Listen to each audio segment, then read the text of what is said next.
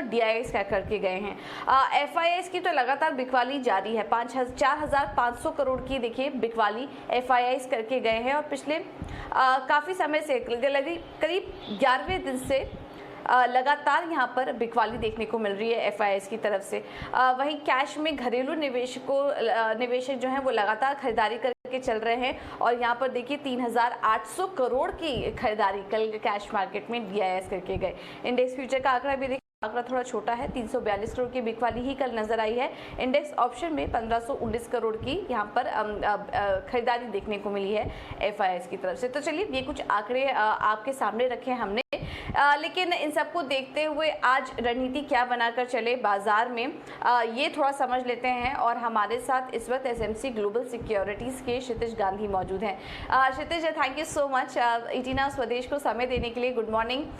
हम देख रहे थे कि पिछले 2 दिनों से गिरावट है, लेकिन कल जो गिरावट थी वो इतनी ज़्यादा नहीं देखी गई। थोड़ा बहुत बाजार ने कल संभलने की कोशिश की, 15,800 के लेवल्स को भी हमने कल के दिन क्रॉस किया। आज भी जो संकेत मिल रहा है काफ़ी मिले जुले से हैं। क्या करना चाहिए फिर आज भारतीय बाजारों में? कौन से लेवल्स हैं अहम जिनको कि आप वॉच करेंगे आज? जी बिल्कुल। Good morning Pooja, good morning to our viewers as well. देखिए यहाँ पे आपने बिल्कुल सही दर्शाया कि पिछले 2 दिनों की जो भारी गिरावट हम लोगों ने देखी, इनफैक्ट मंडे को जो हम लोगों ने शार्प गैप डाउन ओपनिंग देखी निफ्टी के अंदर, को हमने देखा 15,800 के लेवल भी तोड़ते हुए। अब कल के सेशन में हम लोगों ने इतनी बड़ी गिरावट इस वजह से भी नहीं देखी क्योंकि पिछले 2 सेशन की गिरावट के बाद कहीं ना कहीं मार्केट एक ओवरसोल्ड टेरिटरी में ट्रेड करता दिखाई दे रहा था यहाँ पे। तो यहाँ पे जो इंटरडेट पर्सपेक्टिव से ट्रेडर्स से कहीं ना कहीं शॉर्ट पोजीशन जो उन्होंने बनाई थी ऊपरी स्तरों पे, वो कहीं ना कहीं थोड़ी बहुत कवर होती दिखाई दी। लेकिन इसका ये मतलब नहीं निकल के आता कि यहाँ पे मार्केट की गिरावट से एक ब्रेक लगेगा। देखिए ऊपर के लेवल्स जहाँ पे हम लोगों ने एक बार 15,800 को ब्रेक करने की कोशिश जरूर करी, लेकिन सेकंड हाफ में दोबारा से एक बार सेलिंग माउंट होती दिखाई दी निफ्टी के अंदर और निफ्टी कहीं ना कहीं 15,730 740 के लगभग यहाँ पे क्लोजिंग दिखाई देखी हम लोगों ने निफ्टी के अंदर। तो अब देखने वाली बात यह है कि अगर हम लोग यहाँ पे FIIs की डेटा की तरफ भी देखें तो लगातार 11वें दिन की सेल ऑफ की फिगर आ रही है। 4,500 करोड़ के करीब यहाँ पे उन्होंने सेलिंग करी है कल के सेशन में। तो अब यहाँ पे हम डेरिवेटिव डेटा की पॉइंट की तरफ भी अगर पॉइंट आउट करें तो 15,800 की कॉल स्ट्राइक के अंदर लगभग 52 लाख शेयर का ओपन इंटरेस्ट ऐड किया है। तो आज के सेशन में और आने वाले एक से दो सेशन में मुझे ये लगता है कि 15,800 से जो 15,900 का जोन है ये काफी स्ट्रॉन्ग हर्डल की तरह काम करेगा। और अगर हम लोग ब्रॉडर व्यू की तरफ बात करें तो 16,000 के जो लेवल है वो एक साइकोलॉजिकल रेजिस्टेंस की तरफ काम करेंगे और ऊपरी स्तरों पे मेरी यही सलाह रहेगी हम लोग सेल ऑन रैली की ही रणनीति अपनाएंगे। यहीं पे अगर हम लोग देखिए बैंक निफ्टी की बात करें तो बैंक निफ्टी ने भी कुछ खासा परफॉर्मेंस हमें कल के सेशन में देखने को नहीं मिली। हालांकि मार्केट ने एक रिबाउंड करने की कोशिश जरूर करी, बट अगेन सेकंड हाफ में एक बार फिर से सेलिंग प्रेशर आता दिखाई दिया। तो सपोर्ट की अगर बात करें बैंक निफ्टी में जो इमीडिएट सपोर्ट बनता है वो है 33,200, उसके बाद 33,000 का एक साइकोलॉजिकल सपोर्ट लेवल बनेगा। मुझे ये लगता है कि एक बार अगर हम 33,000 के नीचे फिसलते हैं तो एक बार दोबारा से एक शॉर्ट पोजीशन यहाँ पर क्रिएट की जाएंगी ट्रेडर्स द्वारा और वहाँ पर मार्केट को और नीचे स्लाइड करने की कोशिश करेंगे। रेजिस्टेंस की बात करें तो 33,500 से 33,700 का जो जोन है निफ्टी बैंक निफ्टी में वो एक स्ट्रॉन्ग हर्डल की तरह काम करेगा, इमीडिएट हर्डल की तरह काम करेगा। और आज के अगर हम लोग बात करें तो आज रात को फेडरल रिजर्व की तरफ से इंटरेस्ट रेट्स के ऊपर भी स्टेटमेंट आनी है, तो उसकी वजह से भी हो सकता है आज हमें कंसोलिडेशन देखे, but clearly it's a sell on rallies market. तो किसी भी बाउंस पे हम लोग यही कोशिश करेंगे मार्केट को शॉर्ट करके ही काम करें फिलहाल के लिए। ओके, तो फिलहाल मार्केट को शॉर्ट करने की ही यहाँ पर राय दी जा रही है और आज रात का जो फैसला आएगा उस पर नज़र रहेगी। तो एक दायरा आपको बता दिया गया है, ऊपर की तरफ के भी लेवल्स आपको बता दिए गए हैं। 15,800 से 15,900 ये एक रेजिस्टेंस लेवल का काम करेगा मार्केट के लिए और बैंक निफ्टी के लिए भी करीब 33,500 से 33,700 ये ऊपर की तरफ का लेवल है और नीचे की तरफ 33,200 से 33,000 ये एक इम्पॉर्टेंट सपोर्ट लेवल यहाँ पर दिखाई दे रहा है। इसके बीच कल एक्सपायरी भी है, तो उसके पहले भी थोड़ा उतार चढ़ाव यहाँ पर देखने को मिल सकता है। कल वीकली एक्सपायरी तो उसके लिए भी रेडी रहिए और ये 2 दिन काफ़ी सावधानी से ट्रेड करने की राय आपको दी जा रही है। क्षितिज, इसके अलावा स्टॉक स्पेसिफिक रणनीति क्या अपना के चलें? जी बिल्कुल, देखिए आप पूजा जैसे मैंने आपको बताया कि मार्केट हो सकता है कि बार कंसोलिडेशन फेज जरूर दिखाए या छोटा मोटा बाउंस दिखाए, बट सेल ऑन रैली की हम लोग रणनीति अपनाएंगे। पे हमें स्टॉक स्पेसिफिक एक्शन जरूर देखने को मिलेगा। तो जो पहला स्टॉक रहेगा वो शॉर्ट सेल करने की सलाह दूंगा मैं ABFRL के अंदर। ABFRL स्टॉक कल क्लोज हुआ है लगभग 244-245 के लगभग। यहाँ पे देखिए अगर हम लोग चार्ट पैटर्न की तरफ देखें तो डेली चार्ट के ऊपर एक बहुत ही अच्छा head and shoulder pattern form हुआ है। कल के सेशन में स्टॉक ने अपने नेकलाइन के नीचे ब्रेक डाउन दिया है। तो मुझे यहाँ पे लगता है कि जो फॉर्मेशन है एक बेरिश पैटर्न की तरह यहाँ पे हम लोग ट्रेड करते हैं इस पैटर्न को टेक्निकल टर्म्स में। तो यहाँ पे हम लोग शॉर्ट सेल करने की सलाह देंगे ABFRL के अंदर। स्टॉप लॉस मेंटेन करने की जरूरत है यहाँ पे 254 के ऊपर इंट्राडे पर्सपेक्टिव से। और जो स्टॉक का पोटेंशियल है टारगेट पोटेंशियल वो मुझे लगता है 230 की तरफ बहुत ही जल्दी स्टॉक मूव करेगा। तो ABFRL में शॉर्ट करने की मेरी पहली सलाह रहेगी। दूसरा स्टॉक रहेगा वो रहेगा IEX का, इंडियन एनर्जी एक्सचेंज। यहाँ पे अगर हम लोग स्टॉक की बात करें, यहाँ पे टेक्निकल पैरामीटर्स की बात करें तो पिछले काफी हफ्तों से, पिछले काफी दिनों से इनफैक्ट एक सीरीज ऑफ लोअर टॉप और लोअर बॉटम पैटर्न दिखाई दिया है IEX के अंदर। तो यहाँ पे डेली चार्ट के अंदर एक फ्रेश ब्रेकडाउन हम लोग देख सकते हैं IEX में। स्टॉक ने क्लोजिंग दी है लगभग 175-176 के करीब। तो मुझे लगता है यहाँ पे 180 के स्टॉप लॉस है, एक शॉर्ट सेल करने की सलाह दूंगा। टारगेट जो पोटेंशियल है स्टॉक का वो है 167 से 166 तक के जोन में। तो दो शॉर्ट सेल की सलाह रहेंगी, ABFRL और दूसरा IEX। बिल्कुल। तो दोनों शॉर्ट साइड की ही सलाह आपको दी जा रही है क्षितिज की तरफ से।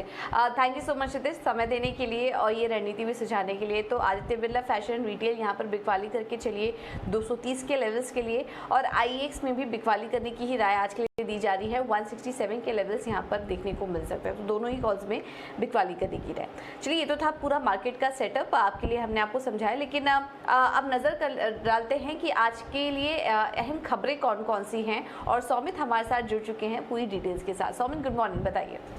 तो पहले तो बजाज ऑटो फोकस में रहेगा क्योंकि कंपनी ने कल ये कहा है कि पहले तो उनके जो नॉन एग्जीक्यूटिव डायरेक्टर है शेखर बजाज, उन्होंने रिज़ाइन कर लिया। सेकंड, जो बायबैक का कल मीट था वो उन्होंने डिफ़र कर दिया। तो उसके बारे में थोड़ा और क्लैरिफिकेशन कंपनी ने पोस्ट मार्केट दिया है, जिसमें उन्होंने कहा है कि वो दूसरे और तरीके देख रहे हैं जहां पे वो जो सरप्लस कैश है कंपनी के पास वो शेयर होल्डर्स को रिटर्न कर सके। और उन्होंने ये मीटिंग जो था कल का वो डिफ़र इसलिए किया था क्योंकि जो मीटिंग था वो टाइम बाउंड था और डिसीजन नहीं ले पाने के कारण उतने टाइम में वो डिसीजन अगले मीटिंग जब भी होगा वो तब वो कंसिडर करेंगे। और उन्होंने ये भी कहा है कि बोर्ड अलग अलग डायमेंशंस देख रहे हैं बायबैक के, जो आगे की नेक्स्ट मीटिंग में कब कंसिडर किए जाएंगे। उसके अलावा हीरो मोटो फोकस में रहेंगे और HUL भी फोकस में रहेंगे क्योंकि LIC ने जो है वो जो शेयर होल्डिंग हीरो मोटो में था उसको इंक्रीज़ कर दिया है 9.2% से 11.3% पे, और HUL पे जो है शेयर होल्डिंग था वो 5% से ऊपर हो गया है LIC का। उसके अलावा इंजीनियर्स इंडिया और NLC इंडिया भी फोकस में रहेंगे क्योंकि NLC इंडिया ने इंजीनियर्स इंडिया को as a project management consultant hire किया है, जो उनका मिथेनॉल प्रोजेक्ट है 4400 करोड़ का, उसके लिए।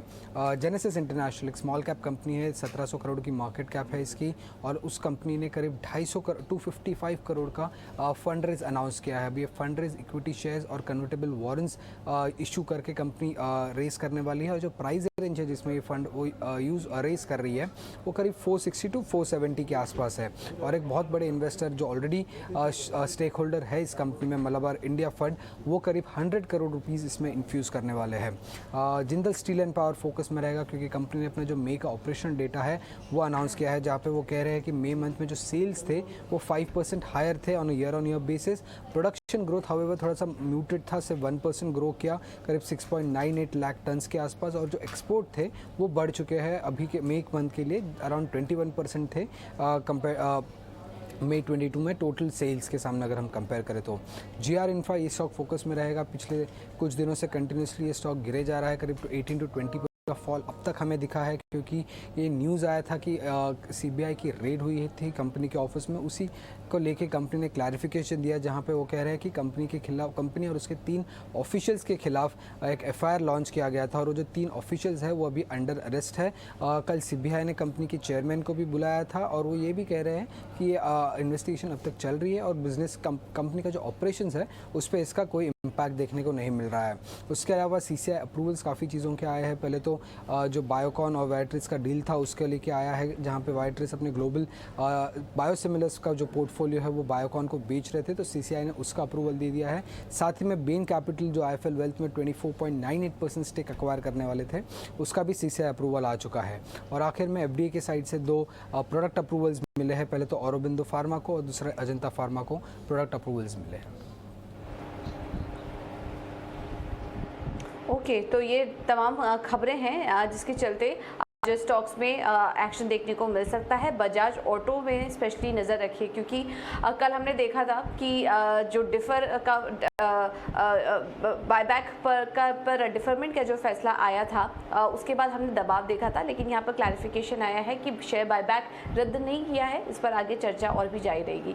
सौमित, आप बने रहिए हमारे साथ। ब्रेक के बाद आपसे फिर से समझेंगे कल के मार्केट का पूरा कारोबार किस तरह का था। लेकिन आगे बढ़ते हैं और एक बार आपको बता देते हैं कि कमोडिटी मार्केट में किस तरह का एक्शन देखा गया है और आज क्या वहां पर हो सकता है। तो इस पर बात करने के लिए, रणनीति बताने के लिए कोटक सिक्योरिटीज के रवि ब्योरा इस वक्त हमारे साथ जुड़ चुके हैं। Ravi, good morning. Thank you so much ET Now स्वदेश को समय देने के लिए। आज क्या करें कमोडिटी मार्केट में? और सबसे पहले शुरुआत सोने से करना चाहेंगे, क्योंकि वहाँ हम देख रहे हैं कि डॉलर में मजबूती आ रही है, सोने में जो दबाव है वो बढ़ता जा रहा है। तो किस तरह से ट्रेड करना चाहिए गोल्ड में? Good morning. गोल्ड एक्चुअली अभी जो डॉलर इंडेक्स और यील्ड्स में हम एक तेजी देख रहे हैं, आई थिंक उसकी वजह से हमने एक दबाव देखा है। रीजन बीइंग आज जो फेड का मीटिंग कंक्लूड होने वाला है, तो एक्सपेक्टेशन ये बहुत हाई है कि शायद Fed 75 basis points interest rate hike करेगा। तो उसके चलते हमने गोल्ड में एक शार्प फॉल देखा कल के सेशन में। तो I think that will be the major market mover for the day. आज हो सकता है कि थोड़ा सा मार्केट रेंज बाउंड रहे, क्योंकि traders will wait for the Fed outcome. और अगर फेड 75 बेसिस पॉइंट नहीं करता, 50 बेसिस पॉइंट करता है, तो पॉसिबिलिटी है कि हम इसमें एक पुल बैक देख सकते हैं। तो गोल्ड में मेरे हिसाब से आज के लिए इंट्राडे पर्सपेक्टिव से हो सकता है कि थोड़ा बहुत दबाव रह सकता है, but it will be more of a sideways to lower price movement.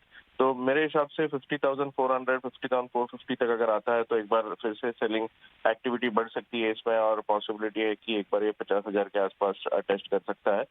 But ये सिर्फ इंट्राडे व्यू है। हो सकता है कि कल के सेशन में हम गोल्ड फिर से एक बार गोल्ड में पुल बैक देखें। तो मेरे हिसाब से इंट्राडे पर्सपेक्टिव से सेल ऑन राइज की स्ट्रैटेजी होनी चाहिए, लेकिन एक आज के दिन में ही कवर हो जाना चाहिए, और हो सकता है कि कल हम इसमें एक पुल बैक देखें।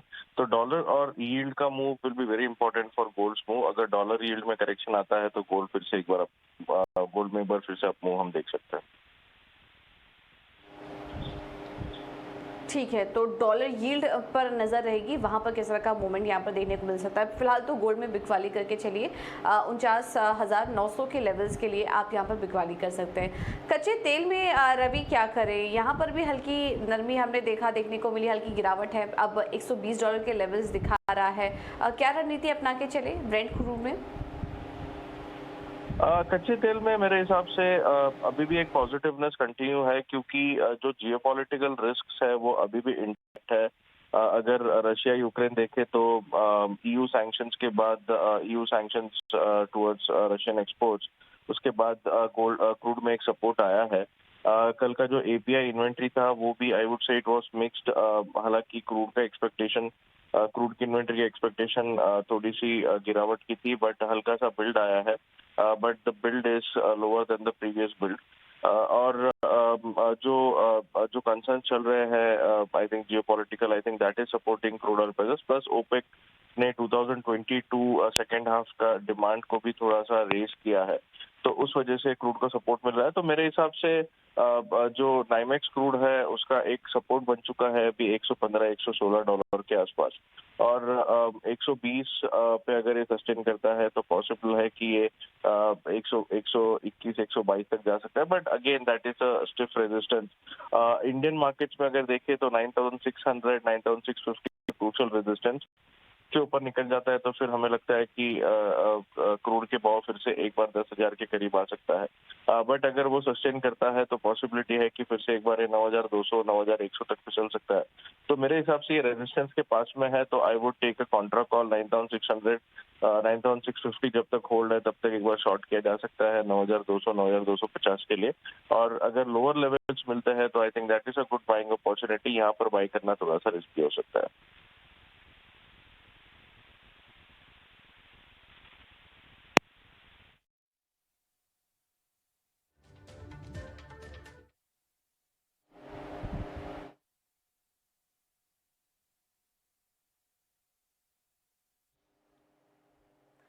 रविंद्र, आपको मेरी आवाज़ आ रही है? हाँ जी। बेस मेटल्स पे आपकी क्या सलाह होगी रविंद्र, और स्पेशली कॉपर पर वहां पर क्या राय बन रही है आपकी? बेस मेटल्स में देखिए, जो फेड इंटरेस्ट रेट हाइक की जो होप्स है, आई think that is impacting the entire commodity complex, और बेस मेटल्स भी उसमें इम्पैक्ट हो रहा है। हमने कल के सेशन में कॉपर में भी एक अच्छा खासा फॉल देखा था, और हमें लगता है कि ये फॉल कंटिन्यू रहेगा। अगेन सिमिलर टू गोल्ड, आज के सेशन में कॉपर में हो सकता है कि थोड़ी बहुत नरमी रह सकती है, तो 760 के आसपास सेलिंग की सजेशन होगी। Excuse me. और लोअर लेवल्स पर हम एक्सपेक्ट कर रहे हैं कि 745 से 740 तक के प्राइस आ सकते हैं। बट जैसे मैंने गोल्ड में बताया, this is pure intraday view. हो सकता है कि कल के सेशन में हम सारे कमोडिटीज में एक पुल बैक देखें, तो मेरे हिसाब से आज के लिए एक बार शॉर्ट करके चल सकते हैं। सेल ऑन राइज की स्ट्रैटेजी होनी चाहिए कॉपर में for a target of around 740 745। Alright, ठीक है रविंद्र, बहुत बहुत शुक्रिया आपका समय देने के लिए और ये तमाम रणनीति भी सुझाने के लिए। तो गोल्ड, कच्चे तेल और कॉपर तीनों में ही बिकवाली करने की राय इस वक्त आपको दी जा रही है। ये व्यू कमोडिटी मार्केट में इस वक्त आपका बन रहा है रविंद्र, जैसा कि हमें थोड़ी देर पहले बता भी रहे थे। एक छोटा